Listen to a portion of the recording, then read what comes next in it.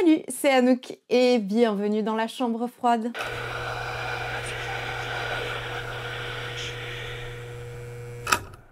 Dans cette vidéo ultra dure à faire et que vous avez été nombreux à demander, je vais vous partager, et oui je sais, je viens clairement après la bataille, mais vaut mieux tard que jamais, donc c'est mon top 10 films d'horreur sortis en 2024. Et avant de rager dans les commentaires, mon top 10 ne sera pas forcément le tien et je sais que je n'ai pas forcément pu voir tous les films d'horreur qui sont sortis entre le cinéma et les plateformes, mais je vous jure que j'ai essayé de faire mon maximum sans pour autant faire exprès de me brûler les yeux. Tu penses bien que je ne peux pas m'étendre sur les 10 films, je vais aller assez vite dans les premiers et plus ça avancera, je développerai un peu plus. Bon allez, c'est déjà beaucoup trop long cette intro, on est parti pour ce top 10 films d'horreur sortis en 2024.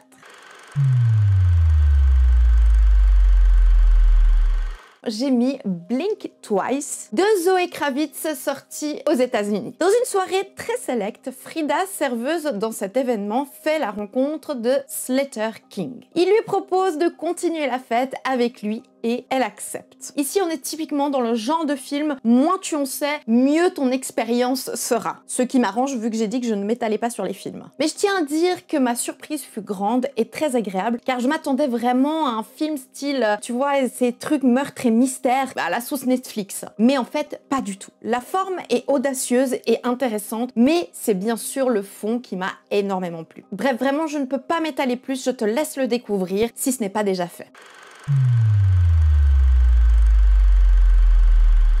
Et en 9e position de ce classement, j'ai choisi Hérétique de Scott Beck et de Brian Wood, sorti aussi aux États-Unis. Dans ce film sorti en fin d'année, on est avec deux jeunes missionnaires. Elles toquent chez Monsieur Reed pour lui parler de la Bible. Il les invite avec un grand plaisir à rentrer, mais très vite, un mauvais pressentiment s'installe. Alors, comme il est sorti très récemment et que j'en ai parlé dans ma dernière vidéo dimanche passé, et que aussi, beaucoup de gens en ont parlé, je vais pas m'étendre bien sûr, mais tu l'as bien compris, j'ai énormément aimé ce film qui prend la 9e place, pas dégueu, de mon classement 2024. L'histoire qui m'a directement embarquée et qui m'a souvent prise à revers avec les interprétations génialissimes de ces deux actrices et acteurs, bref, le divertissement est de mise avec des réflexions perturbantes.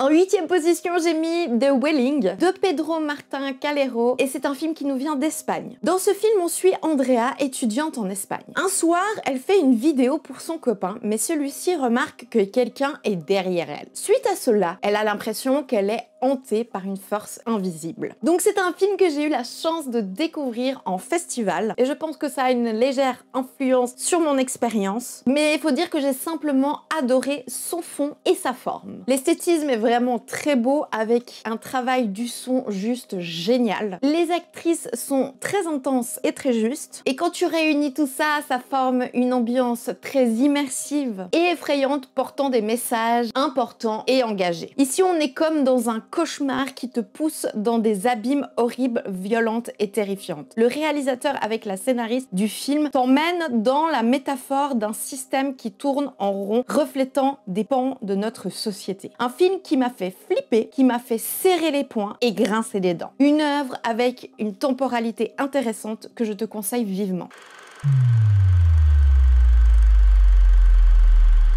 Et en 7e place, j'ai choisi Maxine de Ti West et c'est un film qui nous vient des États-Unis. Donc là, on retrouve Maxine après avoir survécu à la ferme de l'enfer. Elle revient en ville pour enfin devenir une superstar qu'elle estime mériter d'être. Alors oui, comme beaucoup, Maxine n'est pas mon préféré de la trilogie de Ti West, qui, je le rappelle, contient X et Pearl. Mais il reste tout à fait un film que j'ai adoré cette année. Et franchement, il obtient une superbe place dans mon classement. J'ai beaucoup aimé retrouver le personnage de Maxine. Maxine fucking Minx. I got it. et bien sûr son aventure à Hollywood. Le visuel est pour moi toujours si beau et si maîtrisé, j'en suis fan et peut-être pas très objective. J'avoue que pour moi ce fut un tel plaisir de retrouver ce personnage plus déter que jamais et qui est là pour en découdre que j'ai sûrement passé plein de choses sous le radar. Mais au final, on s'en fout, non? Il reste un divertissement certes moins bon que les deux autres, à mon sens, mais que j'ai adoré et que je ne peux que te conseiller si tu n'as pas encore eu l'opportunité de le voir. Et on passe à la 6e place et j'ai choisi le film Oddity de Damian McCarthy et c'est un film qui nous vient d'Irlande. Ici nous allons être avec Darcy, une femme qui travaille dans un magasin d'antiquités plutôt curieux. Elle aura la visite de son beau-frère avec qui elle évoquera les souvenirs de sa sœur jumelle. Alors dans ce film pas très connu et qui plutôt traîne dans les festivals, a fait plutôt grande sensation pour moi. Et il faut dire que je m'y attendais absolument pas. Je trouve que le film réussit avec brio à créer une atmosphère captivante et tendue, ce qui te plonge direct dedans, qui, pour être honnête, m'a fait vraiment peur. Et même si je suis bon public, ça reste de plus en plus dur de me faire flipper. Il faut dire que le réalisateur, avec son film précédent Cavite, dont j'aurai sûrement l'occasion de te parler, avait déjà fait preuve d'une très grande maîtrise de la gestion du rythme, de la direction artistique et de la mise en scène. Mais c'est à travers cette nouvelle histoire qui reste simple et à la fois intéressante que Oddity a marqué mon année 2024. Je suis contente de pouvoir vous en parler brièvement et je pense que ce ne sera pas la dernière fois. Et on passe déjà à la 5e place et j'ai mis le film Dead Talent Society de John Soo et c'est un film qui nous vient de Taïwan. Dans ce film, certains fantômes ont le rôle de faire peur aux vivants et vivantes. Et c'est à travers une compétition filmée comme un télécrochet que les fantômes se battent pour être le ou la meilleure. Bon, là, on arrive dans le dur, dans les coups de cœur, plus.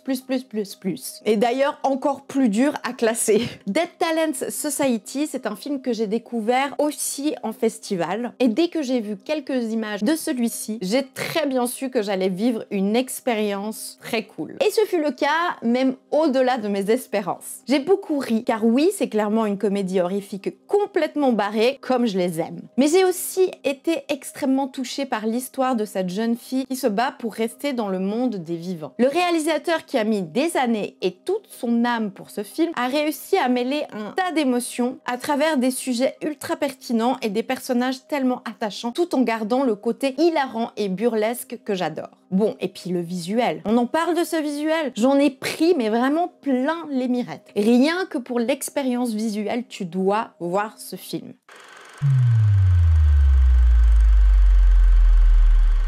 Et on passe déjà au top 4 et c'est Love Lies Bleeding de Rose Glass et c'est un film qui nous vient des États-Unis. On commence le film avec Lou, qui est gérante d'une salle de sport. Lorsqu'un jour débarque Jackie dans la salle, Lou commence à s'intéresser à elle. Oh oui, je vous vois déjà dans les commentaires. Mais c'est pas un film d'horreur, Love Lies Bleeding, blablabla. Je sais très bien que vous parlez pas comme ça. Et je sais aussi très bien que c'est plus une romance slash thriller dramatique. Mais il y a quand même beaucoup d'éléments horrifiques dans ce film. Du coup, ça a plutôt penché la balance pour que je l'intègre dans mon top. Et en même temps, j'ai envie de dire, c'est mon top 10, donc je fais ce que je veux. Bref, Love Lies Bleeding, déjà, est un film de la réalisatrice Rose Glass que j'adore, notamment pour le film Saint-Maud. Donc j'attendais avec grande impatience la sortie de celui-ci. Et je ne fus absolument pas déçue. Bien sûr que le fond a eu un impact marquant et touchant pour moi, qui m'a beaucoup parlé. Les rôles et la relation entre les personnages de Katie O'Brien et Kristen Stewart sont singuliers, importants et encore très peu vus au cinéma. D'autant que les deux actrices les interprètent avec une justesse et un naturel fou. Du coup, j'étais complètement captivée et émue, mais aussi par le visuel soigné, qui réussit avec habileté et beauté la retranscription d'un esthétisme rétro des années 80 dont je suis totalement fan. Bref, je m'arrête là parce que je pourrais en parler pendant des heures de ce film intense, lourd de sens, beau, intelligent, que je conseille très fort, bien évidemment. Allez, ça y est, on arrive sur le podium des top 3 et j'ai sélectionné le film Exuma de Yang Jae-yoon et c'est un film qui nous vient de Corée du Sud. Dans ce film, on est avec une famille qui se confronte à des phénomènes paranormaux menaçants envers leur nouveau-né. Pour résoudre le mystère, ils feront appel à 2 chamans. Alors là, on est dans le top 3 de mes films préférés sortis en 2024, donc laisse-moi te dire que Exuma fut une superbe belle claque.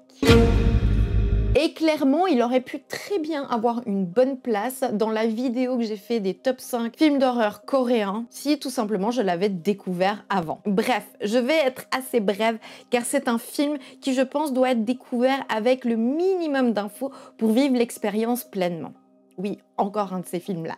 Je vais vous dire ce qui m'a plu le plus, hormis un visuel incroyable, soigné et magnifique, des personnages géniaux, profonds et super bien interprétés, des effets stylisés et convaincants, une direction artistique fascinante et maîtrisée. Eh bien, c'est l'histoire passionnante qui raconte à travers les traditions et le folklore du pays, la quête et la difficulté des personnages face à leur peur et leur traumatisme qui bouillonnent dans les superstitions culturelles semblant plus grandes que tout. Ce qui rend le film, tu penses bien, ultra singulier et tellement passionnant. Et bien sûr que j'ai été ravie de revoir l'acteur Choi Min-sik, qu'on a pu voir entre autres dans Old Boy ou le très bon J'ai rencontré le diable. Mais j'ai aussi été contente de découvrir l'actrice Kim Go-he qui joue une chamane puissante et ultra intéressante. Bref, je vais en rester là. Et sûrement je vous reparlerai de ce film dans une autre vidéo. Et en attendant, si tu peux le voir, fonce. Et on arrive à mon deuxième film d'horreur préféré de l'année 2024 et c'est Les femmes au balcon de Noémie Merlan et c'est un film français. Dans ce film, on va suivre 3 femmes qui se retrouvent dans un appartement en pleine canicule. Au vu de la chaleur, le balcon est idéal pour ne pas étouffer. Et toutes les 3 seront très attirées par ce qui se passe en face de leur immeuble. Et bon bah là, évidemment, tu penses bien, c'est un véritable coup de cœur. Je suis vraiment passionnée par ce film, par ce qu'il raconte. Et aussi bien sûr, grande passion, Noémie Merlan, qui est, tu l'as compris, la réalisatrice, mais aussi l'une des 3 actrices principales. Donc dans ce petit bijou qui mélange de manière ultra intelligente le genre horrifique, humoristique et dramatique. Tu passes par plein d'émotions à travers cette expérience unique et profonde. Vous savez, il y a tellement de choses à dire sur ce film et je vais essayer d'être concise. Je vais commencer par la forme. L'esthétisme du film très coloré et des plans très pertinents avec un dynamisme maîtrisé qui fait penser au cinéma d'Almodovar ou Argento, tout en gardant la patte très cool de la réalisatrice m'a évidemment, tu penses bien, séduite. Et puis je suis vraiment très fan des costumes et des décors qui sont pour moi juste géniaux. Oh, puis les actrices, tant d'amour pour elles. Bien sûr, passion Noémie Merlan, mais aussi bien sûr Souheila Yacoub, Sanda Kudrenou. Si vous passez par là, je vous aime tant. Mais bien sûr, ce qui m'a touchée au plus profond, c'est évidemment le fond. Un film qui parle sans détour, mais avec tant de finesse également et d'intelligence, de sororité, du désir féminin, des violences faites aux femmes, d'émancipation, de pression de la société, de répression, d'injonction, mais aussi de liberté et de reconstruction et tout ce qui en découle. C'est avec amour et solidarité que on suit ces 3 femmes qui feront face à des choses horribles. Je pourrais et j'aimerais tant développer pendant des heures, mais je vais me calmer. Et surtout, je vais rien spoiler, car si vous ne l'avez pas vu, je le conseille évidemment très fort. Et on arrive enfin au top 1 et je pense que tu sais très bien duquel il s'agit. Et oui, je ne suis pas très originale, désolée. Ben oui, bah c'est comme ça et tu l'as compris, mon top 1 de cette année 2024, c'est The Substance. De Coralie Farjai, c'est un film qui nous vient des États-Unis et de France. Dans ce film, on est dans un monde où il existe The Substance, un produit qui te permettra d'être une meilleure version de toi-même, plus belle, plus forte, plus jeune. Ce produit tombe dans les mains de la célèbre icône de la télévision, Elizabeth Sparkley. Mais il y a des règles à respecter. Attention. Je sais. C'est pas du tout une surprise pour vous, ça ne l'est pas du tout pour moi non plus.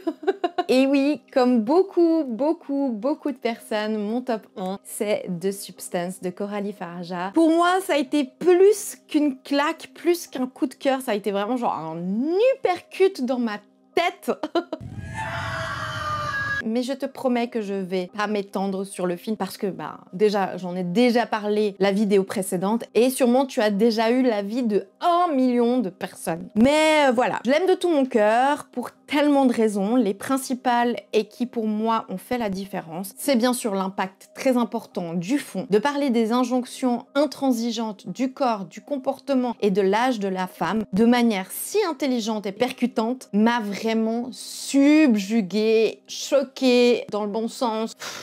Dingue. Et vous pensez bien que mon amour pour le body horror a été complètement comblé. Coralie Farja ne s'est pas donné de limites et ça se voit. Et c'est juste beaucoup trop cool. Une énorme pépite qui m'a fait ressentir de la force et de la joie. Donc si tu vis encore dans une grotte et que tu n'as malheureusement pas pu voir The Substance, évidemment que je te le conseille. Et voilà, c'est tout pour cette vidéo top 10 des films d'horreur sortis en 2024. J'espère que tu as pu découvrir ou redécouvrir certains films, mais surtout, j'ai très hâte de te lire en commentaire pour que tu me donnes ton top 10 des films d'horreur qui sont sortis en 2024. Et même si on n'est pas d'accord, j'espère quand même que la vidéo t'a plu. Si c'est le cas, eh bien tu connais la chanson pour me soutenir.